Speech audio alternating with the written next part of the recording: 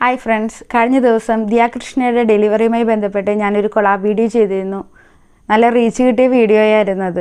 പക്ഷേ ദൗർഭാഗ്യമെന്ന് പറയട്ടെ, അതിൻ്റെ ക്രിയേറ്റർ ഞങ്ങളുടെ അക്കൗണ്ടിൽ നിന്ന് റിമൂവ് ചെയ്തു. അതുകൊണ്ടാണ് വീണ്ടും ഒരു വീഡിയോ ചെയ്യാനായിട്ട് ഉദ്ദേശിക്കുന്നത്. നമുക്കറിയാം, ദിയാകൃഷ്ണയുടെ വീഡിയോ എല്ലാവരും ഇരുകൈ നീട്ടി സ്വീകരിച്ചു.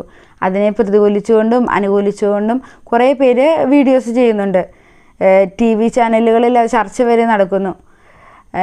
എൻ്റെയും എൻ്റെ ഫ്രണ്ട്സിൻ്റെയും അനുഭവത്തിൽ നിന്നുകൊണ്ട് ഞാൻ പറയുകയാണ്. ഒരു കാര്യം എനിക്ക് പറയാനുള്ളൂ. സാധാരണക്കാരായ ഗർഭിണിയായ സ്ത്രീകൾക്ക് ഗവൺമെൻറ് ഹോസ്പിറ്റലിലെന്നോ പ്രൈവറ്റ് ഹോസ്പിറ്റലിലെന്നോ വ്യത്യാസമില്ലാതെ ലേബർ റൂമുകളിൽ ചില നേഴ്സുമാരുടെ ക്രൂരമായ പെരുമാറ്റം അവരുടെ പ്രസവവേദനയേക്കാൾ കൂടുതൽ മനോവേദന ഉണ്ടാക്കുന്നുണ്ട്.